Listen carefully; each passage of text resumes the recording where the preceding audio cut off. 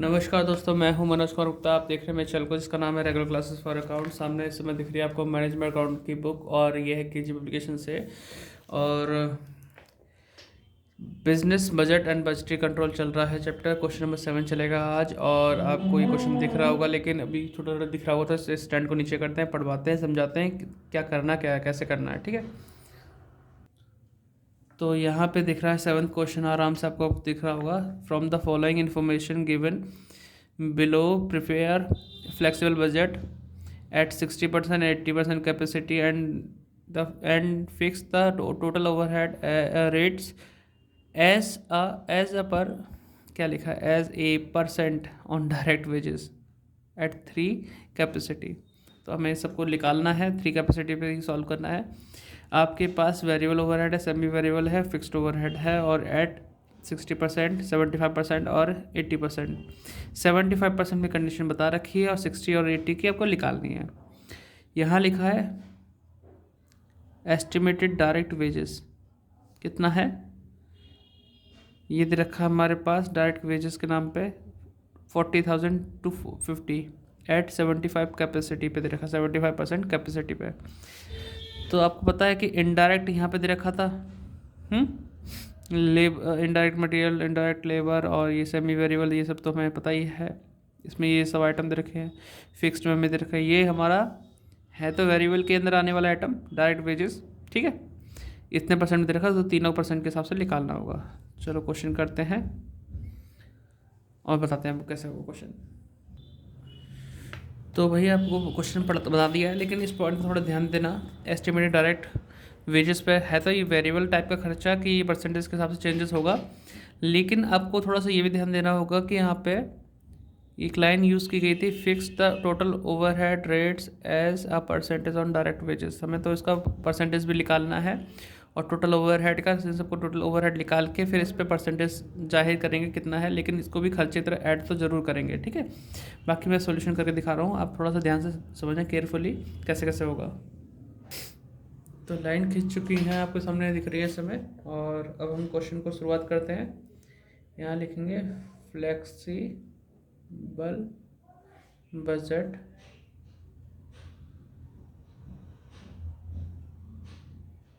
ठीक है, flexible budget. यहाँ लिखेंगे पर्टिकुलर, यहाँ पे 75% कैपेसिटी के लिए चीज़ें गिवन है हमारे पास। ठीक है, हमें निकालना है 60% कैपेसिटी और 80% कैपेसिटी पे। यूनिट वगैरह पहले से तो कोई गिवन है नहीं इसमें। ठीक है, हमें यहाँ पे हेडिंग वाइज दे रखा है, पहले लिखा है वेरिएबल ओवर हेड। तो पहले तो क्वेश्चन को ही नोट डाउन कर लो। इनडायरेक्ट मटेरियल, फिर है इनडायरेक्ट लेबर। ठीक है, अब इसके जो अमाउंट गिवन है वो लिख देते हैं 7,500 और 22,500। चलो ऐसे ही सॉल्व कर लेते हैं, फिर आपको ये ज़्यादा टेंशन नहीं रहेगी कैसे इकट्ठा इकट्ठा कर दिया। अब ये वेरिएबल खर्चा जो होता है तो परसेंटेज हिसाब से चलता मूव करता है। अगर प्रोडक्शन बढ़ रहा है तो ये खर्चा बढ़ेगा, प्रोडक्शन घट रहा है तो ये खर्चा घटेगा। इनडायरेक्ट मटेरियल का 7,500 दे रखा है, इसको डिवाइड करना है 75 से, मल्टीप्लाई करना है 60 से, तो ये 6,000 आगे फिर से करते हैं। 7,500 है, डिवाइड बाय करें 75 इंटू 80, तो 8,000 आ गया। ऐसे ही 22,500 को डिवाइड करेंगे 75 से और मल्टीप्लाई करेंगे, ये क्या करते हैं फिर से, 22,500 डिवाइड बाय 75 इंटू 60, 18,000। ठीक है, वैसे अभी जो हम सीख रहे हैं बहुत काफ़ी सीख लिया, क्योंकि हमें एमसीक्यू करना है, तो एमसीक्यू के लिए इनफ है। बाकी तो आप क्वेश्चन किसी के यूनिवर्सिटी में आते हैं तो मैं इतना आगे तक करा दूंगा, जिससे आप आगे की करना चाहे तो कर लेना, मैंने इतनी बहुत है आपके लिए। 22,500 डिवाइड बाय 75 इंटू 80, 24,000। ये खर्चा समझ में आ गया कैसे किया। अब सेमी वेरिएबल लिखेंगे, सेमी वेरिएबल ओवरहेड ठीक है। अब सेमी वेरिएबल ओवरहेड में लिखा हुआ है इलेक्ट्रिसिटी,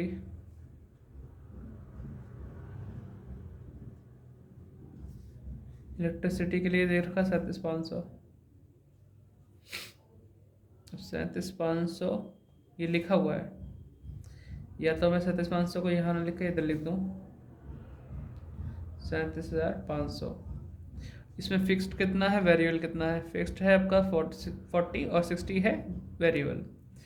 तो यहाँ पे सॉल्व कर लेते हैं। फिक्स्ड कितना था 40% और वेरिएबल कितना है 60%। तो इसका निकालते हैं 40 और 60। 37,500 इंटू 40%, क्योंकि जो आपके लिए सही होगा, आसान होगा, उस तरीका समझाऊंगा। ठीक है, 60% में निकालते हैं। 37,500 इंटू 60% 22,500। ठीक है, अब इसको ही ऐसा सेम टू सेम लिखते हैं, कोई दिक्कत नहीं आती रही है। 15,000 ये और 22,500 ये। फिक्स तो फिक्स रहेगा, चाहे इसकी बात करी जाए या इसकी बात की जाए, इस वाले परसेंटेज की। देख पा रहे हैं आप? दिख तो रहा होगा बेटा आपको। अब इसको चेंज करना है। 22,500 डिवाइड बाय 75 इंटू 60, तो ये 18,000 आ गया। 22,500 डिवाइड बाय 75 इंटू 80, ये 24,000 आ गया। ठीक, ऐसे अगला खर्चा है रिपेयर मेंटेनेंस का। रिपेयर एंड मेंटेनेंस, हाँ कितना है रिपेयर मेंटेनेंस के अमाउंट? कहाँ पहुँच गए हम? ये 3750 दे रखा है। 3750 फिक्स्ड और वेरिएबल। फिक्स्ड का परसेंटेज दिया है 80, इसका दिया है 20%। ठीक है, सॉल्व करते हैं इसका। 3750 का 80% 3,000 और 20 निकालूंगा तो 750 यहाँ चाहिए। 3750 इंटू 20% 750। इसको मैं यहाँ आराम से लिख सकता हूँ 3,000 और 750। अब ये 3,000 तो फिक्स है, 3,000 तो सब में 3,000 रहना चाहिए, उसका तो चेंज होने मतलब नहीं, इसका चेंज हो जाएगा। 750 divide by 75 into 750 divide by 75 into 60, 600 और 75 और 750 डिवाइड बाय 75 इंटू 80, तो ये हो जाएगा 800। यहाँ तक भी आ गया होगा आपको समझ में, है ना? फिर आता है फिक्स्ड ओवरहेड। उसके लिए तो कुछ ज़्यादा सोचना ही। फिक्स्ड ओवरहेड, सैलरीज नाम है, फिर इंश्योरेंस, फिर है आपका डेप्रिसिएशन। ठीक है, बस ऊपर स्लाइड कर रहा हूँ। इसका 1,00,000 अमाउंट गिवन है, इसका 5,000, इसका 25,000। तो ये फिक्स्ड वाले का तो ऐसे ही सेम टू सेम चलेगा। 5,000 25,000। ठीक है, इसमें कितना हो जाएगा आपका 1,00,000 और 5,000 और 25,000। ठीक है, लाइन और खींच लेते हैं बड़ी करके। ठीक है बेटा, अब इनको जब हम प्लस करेंगे तो क्या कहलाएगा? तीनों को जब प्लस करेंगे टोटल ओवर हेड। ठीक है, आपको प्लस करके बताता हूँ, वीडियो पॉज करता हूँ मैं भी, अपना टाइम सेव करना जरूरी है, आपका कीमती समय आपका। तो अभी तक हमने टोटल कर लिया इसका, तो टोटल करके ये अमाउंट आ गई हमारे पास, टोटल ओवरहेड। अभी खर्चा तो और भी है हमारे पास, एस्टिमेटेड डायरेक्ट एक्सपेंसेस या डायरेक्ट वेजेस के नाम से बोल सकते हैं, डायरेक्ट वेजेस, ये हमें गिवन है, तो ये भी जोड़ना चाहिए। तो इसको भी हम क्यों छोड़ें, इसे भी जोड़ें, डायरेक्ट वेजेस। ठीक है, और इसका इसके ऊपर ही परसेंटेज सॉल्व करना है, ध्यान रखना। तो अभी हमारे पास 40,250 गिवन है और वो इसके लिए गिवन है 75% के लिए। ठीक है, तो इसको कन्वर्ट करते हैं इसके हिसाब से। तो 40,250 को डिवाइड करें 75 से, मल्टीप्लाई करें 60 से, इस तरीके से आ रहा है अमाउंट।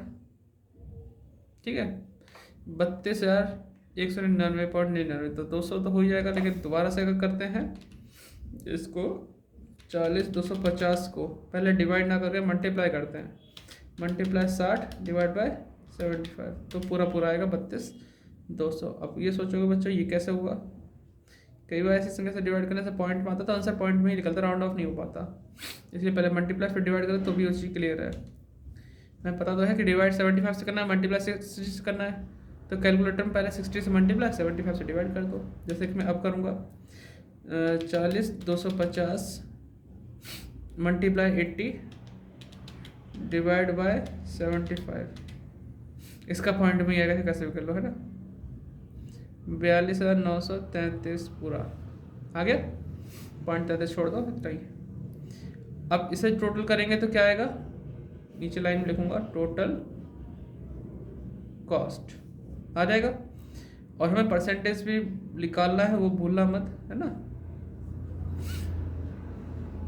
चलो पहले से टोटल करते रहते हैं, वीडियो पॉज नहीं कर रहा मैं, चल रही हुई, प्लस 32,200,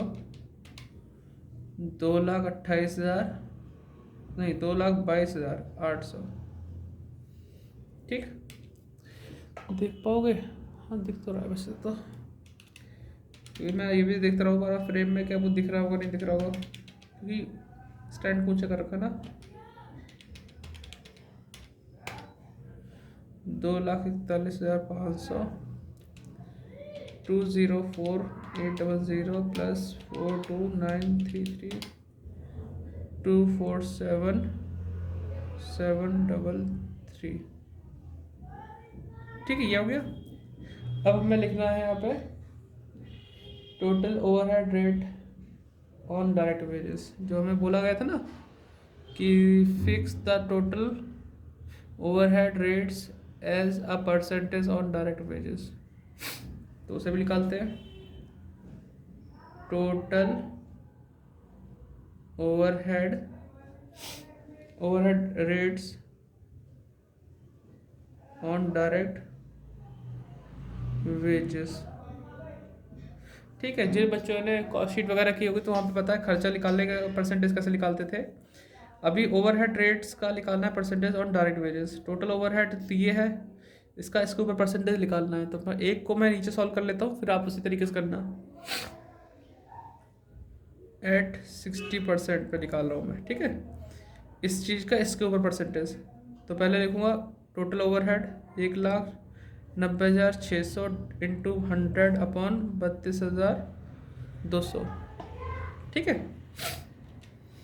1,90,600 इंटू 100 अपॉन 32,200, तो ये आ रहा है 591.92, है ना 5। तो मैं इसे 592 ही का राउंड ऑफ कर लूँगा। पहले लिखूँगा 591.93% और इसे राउंड ऑफ करके लिख दूँगा 592%, 592, और आंसर में भी 592 ही ले रखा है। ठीक है, कोई दिक्कत नहीं। ऐसे ही दूसरा वाला निकालेंगे, इसकी मल्टीप्लाई 100 से डिवाइड बाई है, तो बाकी कैलकुलेटर में कर रहा हूँ मैं। 201, और कैलकुलेटर अलाउड होगा नहीं होगा, इंस्टीट्यूट डिपेंड करता है आपकी उधर। कुछ कॉलेजों में यहाँ तो अलाउड कर दिया था, बाकी तो मना ही कर देते हैं, इसलिए आपको खुद से ही सॉल्व करना आना चाहिए। Into 100 upon 40, 250, 500%, sorry 2,04,800 into 100 upon 42,933, 477% आया था, 477%। अब नोट डाउन कर लेना आराम से, वीडियो बड़ी तो बन गई है। ठीक है भाई, कोशिश करते रहो अच्छे से। MCQ आएंगे यहाँ CCS में, तो इनके लिए तो इनफ है, बहुत सीख लिया। कोशिश करूँ जितने 1-2 क्वेश्चन आप करा सको, बाकी तो मैं बस बच्चों से कह दूँगा अपने से भी MCQ करो, जितना सीखा बहुत है, आपके MCQ हो जाएंगे। ठीक है, bye bye, like share and subscribe.